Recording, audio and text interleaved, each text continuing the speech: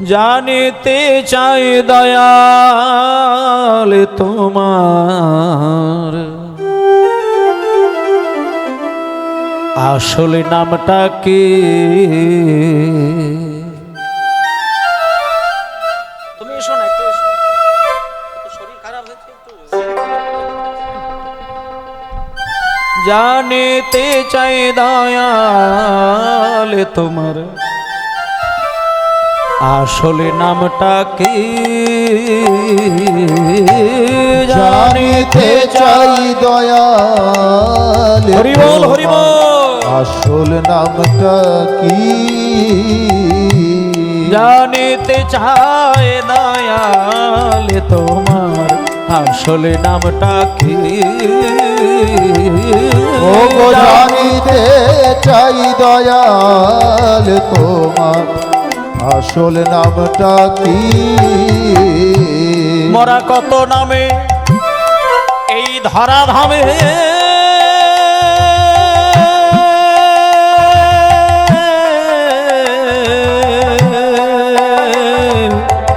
মরা কত নামে এই ধরা ধামে, কত রকমেতে ডাকে। জানিতে চাই চাই দয়াল তোমার আসল নামটা কি? জানিতে চাই দয়াল তোমার আসল নামটা কি? ওগো দয়াল গো, সর্বশাস্ত্রে শুনিতে যে পায়, শুনিতে যে পায়, ওগো দয়াল তোমার নাকি পিতা মাতা নাই? তোমার নাম করণ কে করিল বসে ভাবে তাই? তোমার নাম করণ কে করিল বসে ভাবিতা? তোমার নাম করণ কে করিল বসে ভাবি তাই? তোমার নাম করণ কে করিল বসে ভাবিতা? তোমার নাম কি বা আর ধামি কি বা?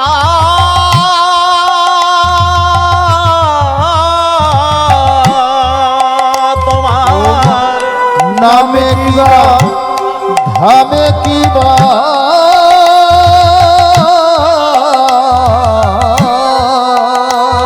তোমার নাম কি বা আর ধাম কি বা? আমরা তাহার জানি বাকি। জানিতে চাই দয়াল তোমার আসল আসল নামটা নামটা কি? জানিতে চাই দয়াল তোমার আসল নামটা কি? জানিতে চাই দয়াল তোমার আসল নামটা কি? নিতাই গৌর প্রমানন্দে হরি বল হরি বল হরি বল। জয় নিতাই। তা আজকে যখন এই ব্রাহ্মণ সমাজ গিয়ে দরজার সামনে চাপাল গোপালের জয়ধ্বনি দিচ্ছেন, চাপাল গোপাল কি জয় চাপাল গোপাল কি জয় চাপাল গোপাল কি জয়। কে? আমার দরজার সামনে দাঁড়িয়ে আমার নামের জয়ধ্বনি কে দিচ্ছে? মায়েরা যেই চাপাল মায়ের সেবা দিতে দিতে যেই পুজোটা বন্ধ হয়েছে, পিছন দিকে তাকিয়ে দেখছে বেশ কয়েকজন ব্রাহ্মণ ঠাকুর এসে চাপাল গোপালের জয়ধ্বনি দিচ্ছে, প্রণাম করছেন। কে আপনারা? বলছে চাপাল তুমি আমাদেরকে চিনবে, আমরা হলাম এই নবদ্বীপের পণ্ডিত সমাজ, বেশ কয়েকজন ব্রাহ্মণ, আমরা এসেছি তোমার কাছে একটা গোপন সংবাদ দেবার জন্য। নাকি না? এই নবদ্বীপে এমন কিছু ঘটনা বিগত দিন ঘটেছে যেখানে সারা ভারতবর্ষের মানুষ শিক্ষা গ্রহণ করতে গেলে নবদ্বীপের কথাটাই কিন্তু মাথায় রাখতেন। এখন যেমন শিক্ষার মূল কেন্দ্র হচ্ছে কলকাতা, কেউ যদি মনে করে যে আমি ভালো লেখাপড়া শিখবো তাহলে কলকাতায় চলে যায়, আবার যদি মনে করে যে আরো বেশি বেশি বিদেশে চলে যায়। কিন্তু কলকাতা একটা ভালো পীঠস্থান যেখানে লেখাপড়া এগিয়ে থাকে, এটা মানুষের মধ্যে রয়েছে। তখনকার দিনে আমাদের মধ্যে, সারা বাংলার মধ্যে বিশেষ করে শিক্ষা ব্যবস্থার একটা সুন্দর পবিত্র জায়গা, সেটা হচ্ছে নবদ্বীপ ধাম।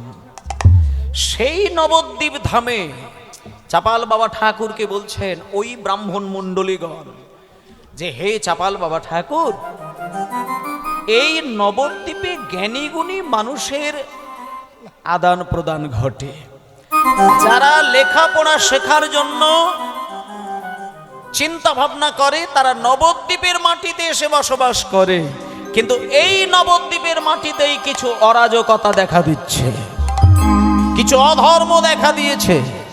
তাই এদের বিরুদ্ধে আন্দোলন করার জন্য আমরা এই ব্রাহ্মণ সমাজ আপনার দ্বারে এসেছি, এর একটা ব্যবস্থা করুন।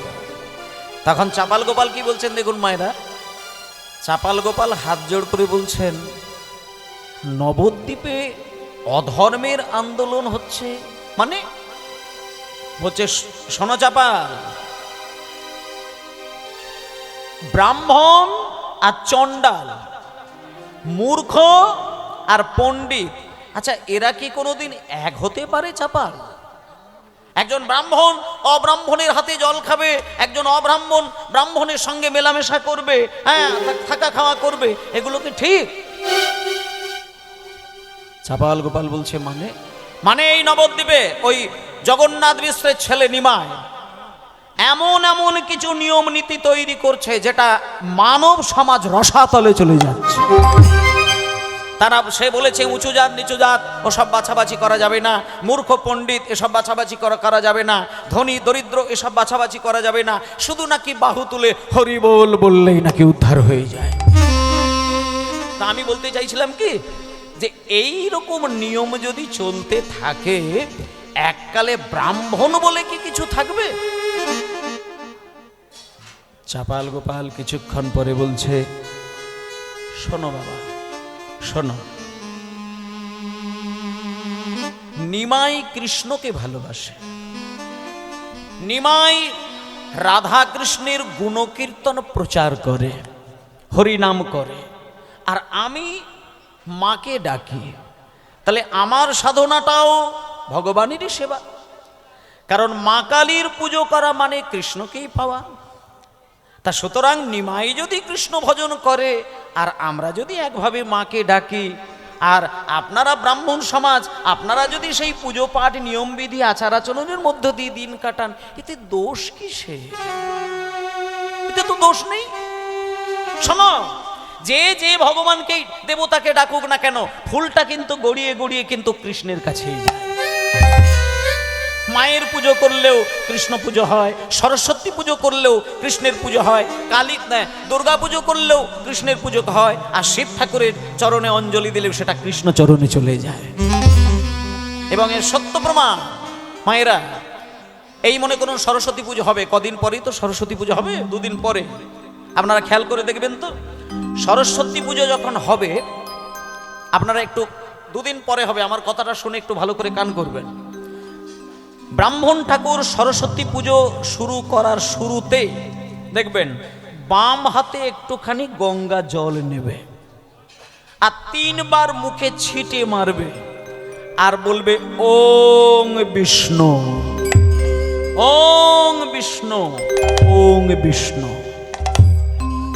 আচ্ছা, সরস্বতী পুজো যদি করে ব্রাহ্মণ ঠাকুর, তাহলে ওং সরস্বতী করলো না কেন? তাহলে ওং বিষ্ণু হলো কেন?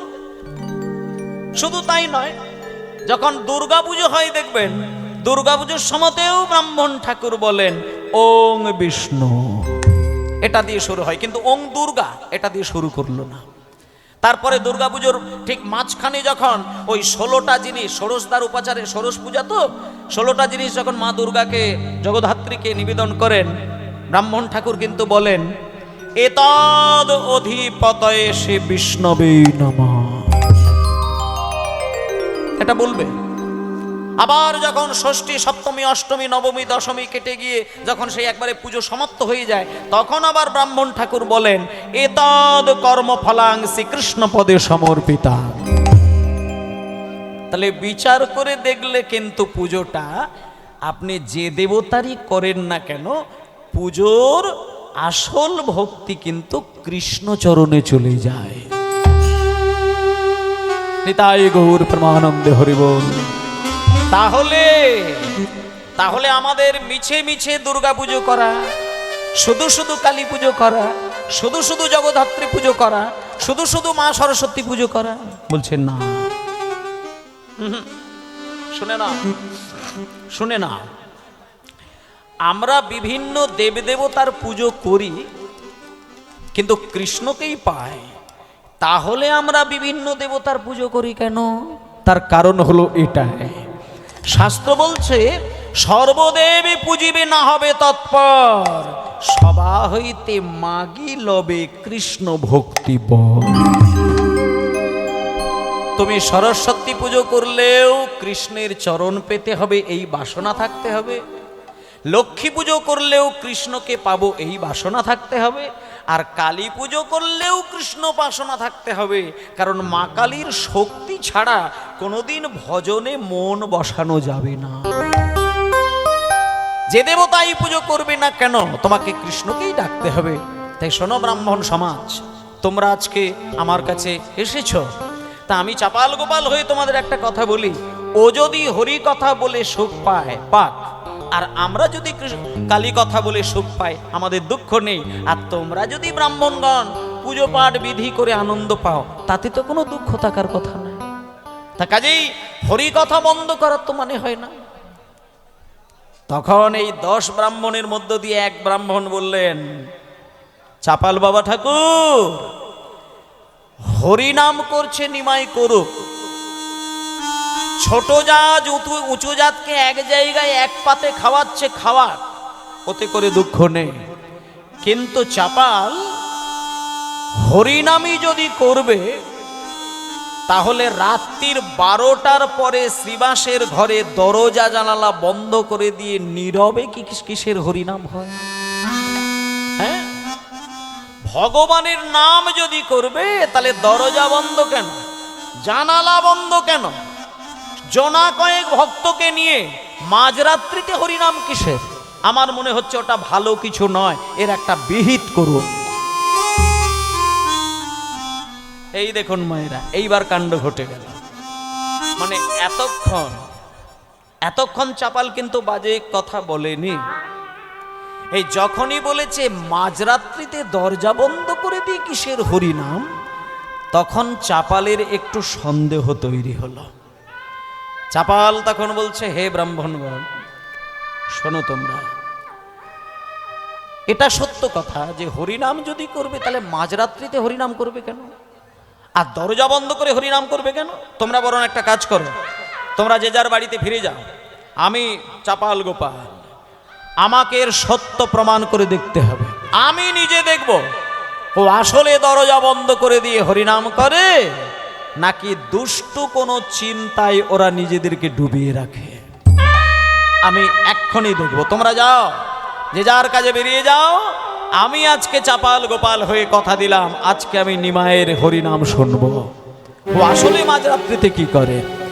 এই বলে চাপাল গোপাল হরি রজনীতে চলিল চাপাল, ভোর রজনীতে চলিল চাপাল, শ্রীবাসঙ্গনের দ্বারে ভোর রজনীতে চলিল চাপাল, ভোর রজনীতে চলিল চাপাল, ভোর রজনীতে চলিল চাপাল, ভোর রজনীতে চলিল চাপাল, শিবাসঙ্গনের দ্বারে ভোর রজনীতে চলিল চাপাল, শিবাসঙ্গনেরি দ্বারে এক হাতে তার তারে আছে সুরা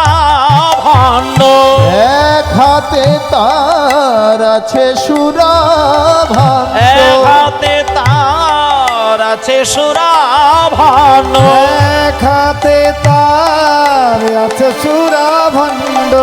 চাপাল যা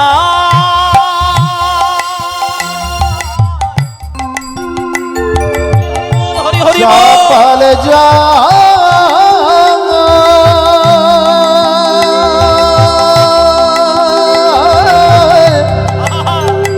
চাপাল যা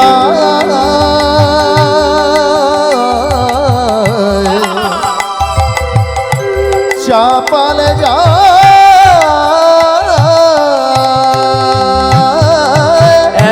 এক হাতে তার আছে সুরা ভাণ্ড, এক হাতে তার আছে সুরা ভাণ্ড, জবার মালায় অন্য কারে, জবার মালায় অন্য কারে, এক হাতে তার আছে সুরা ভাণ্ড, জবার মালা অন্য করে, জবার মালা অন্য করে, জবার মালায় অন্য করে, জবার মালায় অন্য করে, ফলে চাপালে চলে ঘোর অন্ধকার, ও গো চাপাল যায় ঘোর অন্ধকারে, চাপালে চলে ঘোর অন্ধকার, চাপাল চলে ঘোর অন্ধকারে,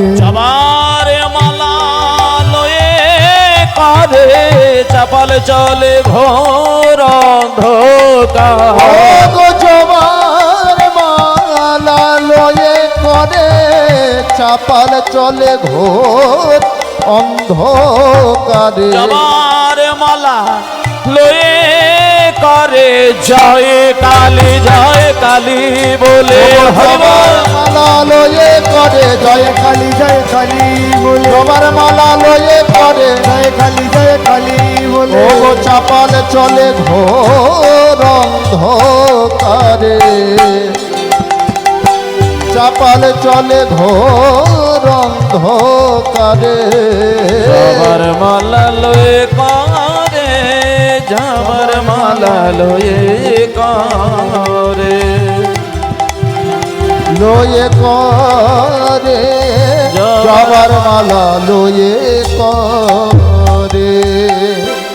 ভক্তমণ্ডলী মায়েরা আস্তে, একটু আস্তে। ছাপাল গোপাল ঠিক রাত্রির 12টা যখন বাজলো, আসলে মা সাধনা কিন্তু কোনোদিন দিনের বেলায় হয় না। এই যে অনেক সময় অনেক জায়গায় রাত 12টা বাজলে পরে তবে রাসলীলার একটা চল থাকে। বিভিন্ন হরিবাসরে দেখবেন না, রাস গান কিন্তু ওই সন্ধ্যাবেলায় বা দিনের বেলায় হয় না, কিন্তু রাত 9টায় বা 8টায় এগুলো হয় না।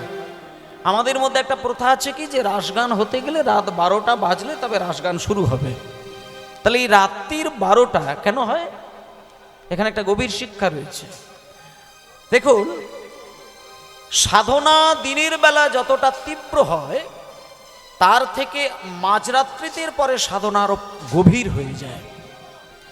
তা রাত্রির 12টা বাজলে পরে সাধারণ মানুষ ঘুমিয়ে যায়, আর সাধকের সাধনা করার ক্ষেত্রে পরিবেশটা খুব উপযুক্ত হয়ে যায়।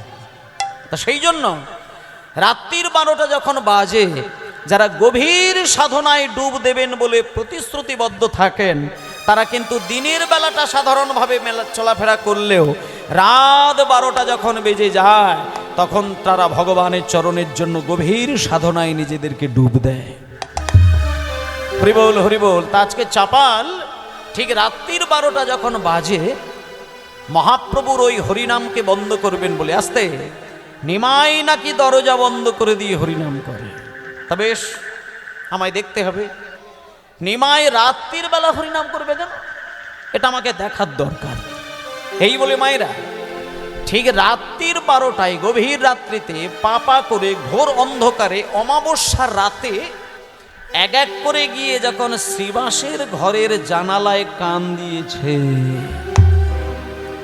মায়েরা জানালায় যখন কান দিয়েছে চাপাল, ভেতর থেকে মহাপ্রভুর কণ্ঠ শুনতে পাচ্ছে, ফিস ফিস করে শোনা যাচ্ছে। ভগবানের নাম তো তিন ভাবে করা যায়। কেউ উচ্চ স্বরে ভগবানের নাম করতে পারে, কেউ ফিস ফিস করে ভগবানের নাম গাইতে পারে, আবার কেউ মনে মনেও ভগবানের নাম গাইতে পারে। যেভাবেই নাম করুক না কেন, অন্তরে যদি তীব্র প্রেম অনুরাগ থাকে আর নয়নে যদি কৃষ্ণ প্রেমের ধারা বয়, অনায়াসে সেই নামের দ্বারা ভগবানের মিলন হয়। জীবাত্মা পরমাত্মার মিলন, ভক্তির সঙ্গে ভগবানের মিলন, রাধার সাথে কৃষ্ণের মিলন, সেখানে অনুরাগ প্রেম ভক্তি ভালোবাসা থাকতে হয়। আজকে মহাপ্রভু ভক্তদের সঙ্গে গভীর রাত্রিতে সবাইকে সঙ্গে নিয়ে বলছে, ওগো হে ভক্তগণ, তোমরা আমার সঙ্গে বলো তো সবাই, ভজ শ্রীকৃষ্ণ লহ শ্রীকৃষ্ণ, কহ শ্রীকৃষ্ণের নাম রে।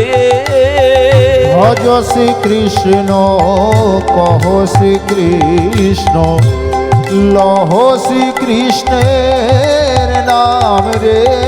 ভজ শ্রীকৃষ্ণ লহ শ্রীকৃষ্ণ, কহ শ্রীকৃষ্ণের নাম রে। ভজ শ্রীকৃষ্ণ কহ শ্রীকৃষ্ণ, লহ শ্রীকৃষ্ণের নাম রে। যে জন শ্রীকৃষ্ণ ভাজে, সে হয় আমার প্রাণ রে। হে জনা শ্রীকৃষ্ণ ভজে, সে হয় আমার প্রাণ রে। আর যে জন শ্রীকৃষ্ণ ভাজে, সে হয় আমার প্রাণ রে। যে জন শ্রীকৃষ্ণ ভজে, সে হয় আমার প্রাণ রে। ভজ শ্রীকৃষ্ণ লহ শ্রীকৃষ্ণ, কহ শ্রীকৃষ্ণের নাম রে। ভজ শ্রীকৃষ্ণ কহ শ্রীকৃষ্ণ, লহ শ্রীকৃষ্ণের নাম রে। ভজ শ্রীকৃষ্ণ কহ শ্রীকৃষ্ণ, লহ শ্রীকৃষ্ণের নাম রে। সবাই বলুন নিতাই গৌর হরিবোল, গৌর হরিবোল, গৌর হরিবোল। এইভাবে মধুর সুরে হরিনাম। কখনো কখনো মহাপ্রভু হরিনাম গাইতে গাইতে অচেতন, ভাবাবেগে যখন অচেতন হয়ে চৈতন্য মহাপ্রভু শ্রীবাসের ঘরের ভেতরে অচৈতন্য হয়ে পড়ে যায়, তখন মহাপ্রভুর চরণ সেবা করার জন্য ভক্তগণ পাগল হয়ে কাঁদে।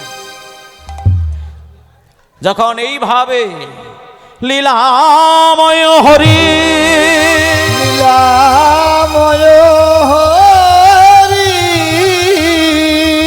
এসেছে নদিয়া পুরী,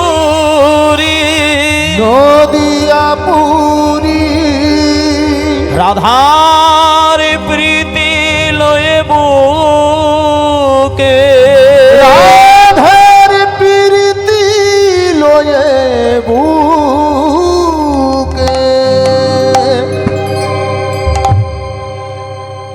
এইভাবে যখন লীলাময় হরি মহাপ্রভুকে যখন সেই জগৎপতি ভগবান শ্রীকৃষ্ণ বলে, লীলাময় হরি বলে ভক্তরা তার কণ্ঠস্বর শুনিয়ে দিল চাপালের কান পর্যন্ত, সঙ্গে সঙ্গে চাপাল চিৎকার করে উঠল, একি ব্রাহ্মণগণ তো ভুল কিছু বলেনি। দুদিনের ছেলে নিমায় তার আমি জন্ম হতে দেখলাম, আর সে কিনা হয়েছে সেই জগৎপতি ভগবান কৃষ্ণ। না, এ হবে না, চলবে না। আজকেই ভগবান চৈতন্য এই নিমায় এই যে কৃষ্ণ এই নাকি রাধারানীর সঙ্গে মিলেমিশে গৌর হয়েছে, এ যদি ভগবান হয় তার প্রমাণ একটু পরেই দেখাবো আমি। মদ্য ভণ্ড সিঁদুর আদি রাখি এই দ্বারে, রাখি এই দ্বারে, আনন্দিত মনে দেহ গেলা নিজ ঘরে। আনন্দিত মনে দেহ গেলা নিজ ঘরে। মদ্য ভাণ্ড সিঁদুর আদি রাখিয়ে দ্বারে, মদ ভাণ্ড সিঁদুরাদি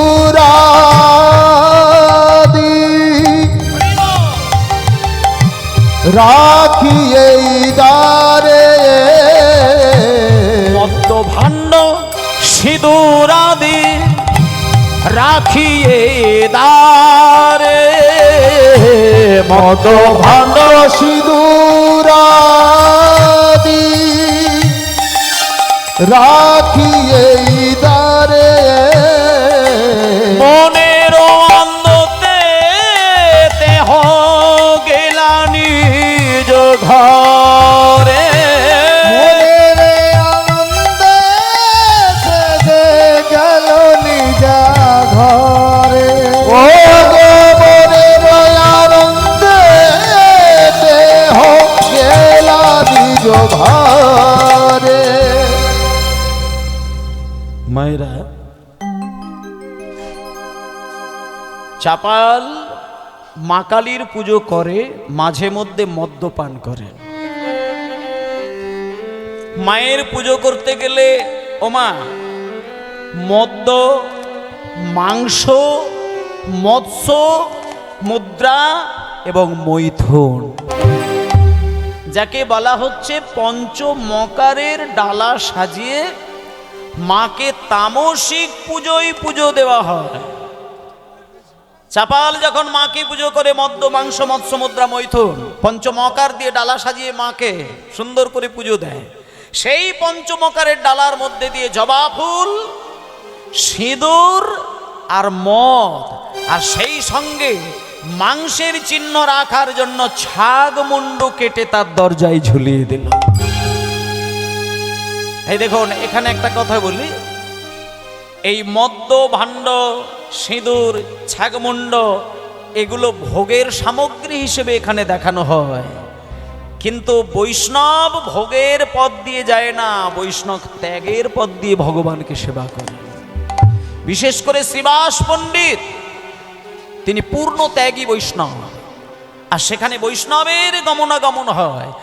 যেখানে যে পথ দিয়ে মহাপ্রভু হেঁটে শ্রীবাসের ঘরে প্রবেশ করে, যেখানে সদাই বৈষ্ণবের গুণকীর্তন চলে, যেখানে সদাই হরিনাম চলে, তার দরজায় মদ্য, সিঁদুর, জবা ফুল, ছাগমুন্ড রক্তে ছড়িয়ে রয়েছে। এই সমস্ত কাজ করে চাপাল মনে মনে আনন্দ ভোগ করল। চাপাল মনে মনে ঠিক করল, যে ব্যক্তি হরিনাম করে জগতের কল্যাণ করবে, সে দিনের বেলা হরিনাম করবে, সে তো রেতের বেলা হরিনাম করবে না। আর রেতের বেলাও যদি হরিনাম করে, তাহলে দরজা জানালা তো বন্ধ থাকবে না। আর দরজা জানালাও যদি বন্ধ হয়, তাহলে তো ফিস ফিস করে হরিনাম চলবে না। আবার মাঝে মধ্যে আমি শুনতেও পাচ্ছি না কি কথা বলছে, নিশ্চয়ই কোনো দুষ্টু কাজে এরা লিপ্ত হয়ে আছে।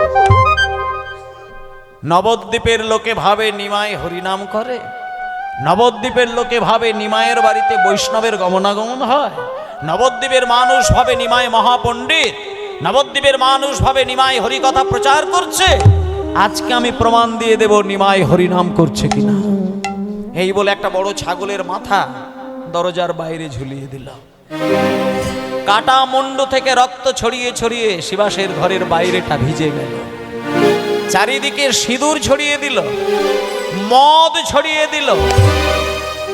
এইবার নবদ্বীপের মানুষ ভোরের বেলা, সকাল বেলায় যখন শিবাসের ঘরের পাশ দিয়ে যাবে, সবাই জানবে নিমাই হরিনাম করে। না মদ্য মাংস নিয়ে ছড়াছড়ি করে, নাকি ত্যাগের পথ ছেড়ে ভোগের পথ ধরেছে। এই কাজকর্ম সেরে চাপাল যথারীতি বাড়ি চলে গেল।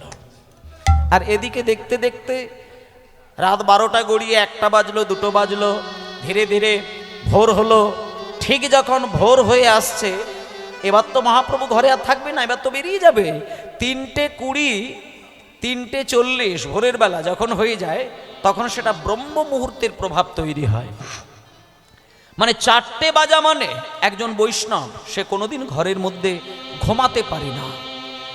4টে বেজে গেলে ব্রহ্ম মুহূর্তের যে অপূর্ব এক আনন্দের যে বার্তা, সেটা পরম বৈষ্ণবের হৃদয় কিন্তু ছুঁয়ে যায়। কেউ যদি বৈষ্ণব পথে নিজেকে সদাই বিচরণ করতে চাও, তাহলে তোমাকে 4টে বাজার সঙ্গে সঙ্গে আর কিন্তু ঘুমিয়ে থাকা চলবে না। 4টে থেকে 5:30 পর্যন্ত এই মিনিমাম 1.5 ঘন্টা আপনাকে শয়ন ছেড়ে দিয়ে, নিদ্রা ছেড়ে দিয়ে আপনাকে পরম ব্রহ্মের উপাসনা করতে হয়। সেই জন্য ভোরের বেলায় যখন দেখতে দেখতে ব্রহ্ম মুহূর্ত হয়ে গেল, তখন মহাপ্রভুর জ্ঞান ফিরল। চৈতন্য মহাপ্রভু নিমায় শ্রীবাসকে বলছে, শ্রীবাস, শ্রীবাস, এতক্ষণ ধরে সবাইকে নিয়ে হরিনাম করলাম, এইবার সকাল হয়ে আসছে, চলো শ্রীবাস, আমি নগর কীর্তনে বার হব, তুমি ধীরে ধীরে দরজাটা খোলো, আমি নগর কীর্তনে বার হবার জন্য তৈরি হব। এই বলে শ্রীবাস এসো ভাই, গান গায় কৃষ্ণ নাম হরি নাম, এসো ভাই নাম গায় কৃষ্ণ নাম হরি নাম, গান গায় কৃষ্ণ নাম হরি নাম। এসো ভাই গান গায় কৃষ্ণ নাম হরি নাম, এসো ভাই নাম গাই কৃষ্ণ নাম হরি নাম, চরে বল হরে বল নাম, মধুর নাম কৃষ্ণ নাম হরি নাম। চরাচরে বলো হরি কৃষ্ণ নাম, মধুর নাম বলো না অবিরাম।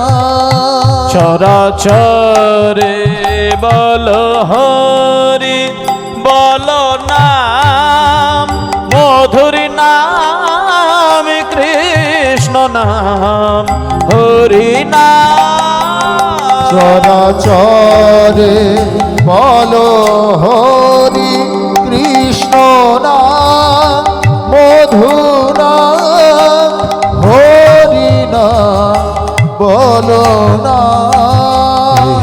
ভাই গান গাই কৃষ্ণ নাম হরি নাম।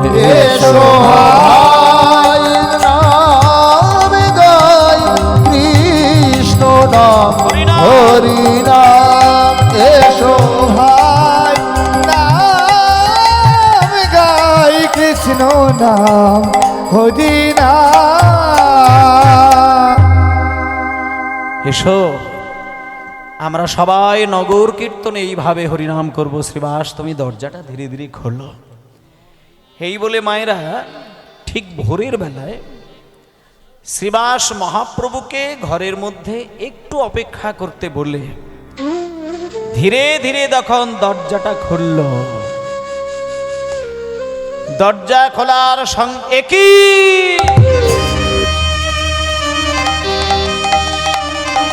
প্রভু,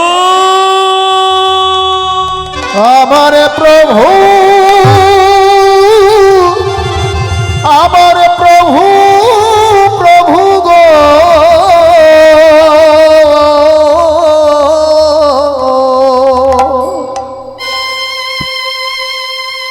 শ্রীবাস চমকে উঠল এই দৃশ্য দেখে।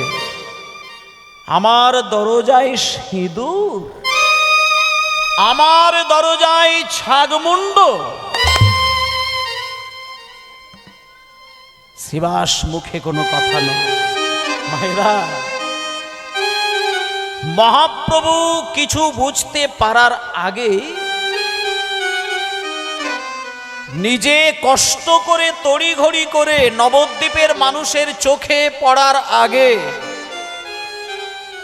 ওই তন্ত্র সাধনায় চাপাল গোপালের দেওয়া যে ছাগমুণ্ড, রক্ত, মদ্য, মাংস সব কিছু পরিষ্কার করে কাউকে কিছু বোঝানোর আগে সমস্ত কিছু জায়গা পরিষ্কার করে লেপে ধুয়ে মহাপ্রভুর চরণে গিয়ে আছাড় খেয়ে পড়ল শ্রীবাস। প্রভু, আমার প্রভু গো,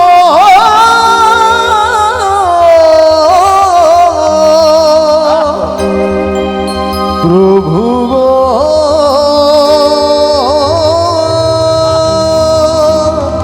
প্রভু গো।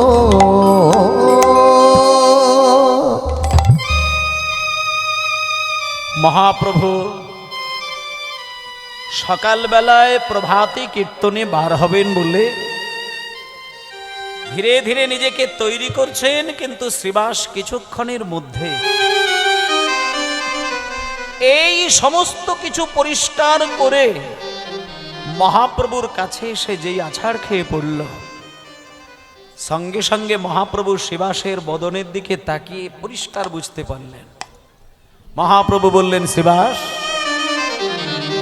এই শ্রীবাস, যখন আমি তোমাকে বললাম দরজা খোলো, তখন তো তুমি এইভাবে ক্রন্দন করছিলে না। আর একটু আগেই দরজা খুলতে গিয়ে বাইরে বার হলে তার পরক্ষণে তুমি পাগলের মতো আমার চরণ ধরে কাঁদছো কেন শ্রীবাস? শ্রীবাস মনে মনে চিন্তা করলেন, আমার দরজায় সিঁদুর, আমার দরজায় মদ্য ভাণ্ড, আমার দরজায় ছাগমুণ্ড, এটা মহাপ্রভুকে তো বলা যাবে না।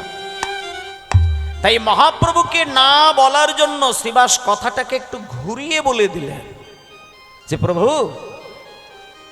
আমি দরজা খুলতে গিয়ে একটা জিনিস চিন্তা করে নিলাম যে এতক্ষণ একসঙ্গে কয়েকজন বৈষ্ণব মিলে তোমার চরণ সেবা করছিল, এবার তুমি নগর কীর্তনে বেরিয়ে যাবে, আবার কখন তোমার এই চরণ সেবার অধিকারী হব, আমি সুযোগ পাব? মনুষ্য জনম দুর্লভ জীবন, এই আছে এই থাকে, কখন যে কে কোথায় থাকে কিচ্ছু বলা যায় না। তাই আর কখন দেখা হবে না হবে এই চিন্তা করে আমার চোখে জল এসেছে ঠাকুর, ছাড়া আমি কিছুই চিন্তা করি না। তখন মহাপ্রভু বললেন, নিমাই বললেন, শ্রীবাস, তুমি মিথ্যে কথা বলনি, কিন্তু তোমার আসল কথাটাও কিন্তু তুমি বললে না। তবে একটা কথা বলি শ্রীবাস, তুমি মন দিয়ে শোনো, তুমি যদি কারোর কাছ থেকে ব্যথা পেয়ে থাকো, তাহলে আমি নিমাই কথা দিলাম, কাউকে যদি কেউ ব্যথা দেয় তাহলে কিন্তু তাকেও কাঁদতে হবে। শ্রীবাস, এটা আমি তোমাকে পরিষ্কার শুনিয়ে দিলাম। চলো শ্রীবাস, এইবার আমরা সবাই মিলে একটু সকালবেলায় সকল মানুষের কল্যাণের জন্য সবাই আমার সামনে এসো, আমি সবাইকে সঙ্গে করে জগবাসীকে উদ্ধার করার জন্য চলো আমরা সবাই মিলে ওরে প্রেম নিবিয়া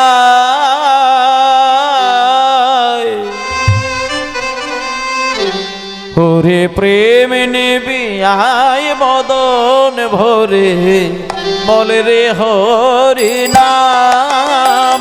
ওরে প্রেম নিবিয়ায় বদন ভরে বল রে হরি নাম।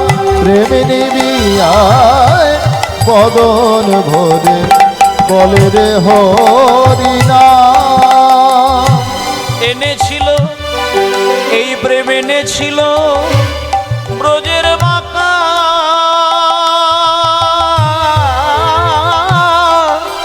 গৌর গুণধাম। ছিল ব্রজের বাঁকা আমার গৌর গুণধাম।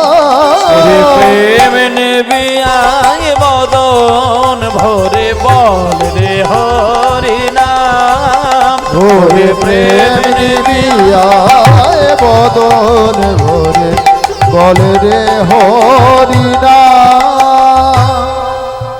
দুটি বাহু তুলে মুখে হরি বলে বাহু তুলে মুখে হরি বলে। এই হরি নামে সবার পূর্ণ হবে সকল মনস্কাম। এই হরি নামে পূর্ণ হবে সকল মনস্কার। ওরে প্রেম ওরে প্রেম নিবিয়ায় বদন ভরে বল রে হরি নাম। প্রেম নিবিয়ায় বদন ভরে বল রে হরি নাম। ওরে প্রেম নেবে আয় বদন ভরে বল রে হরি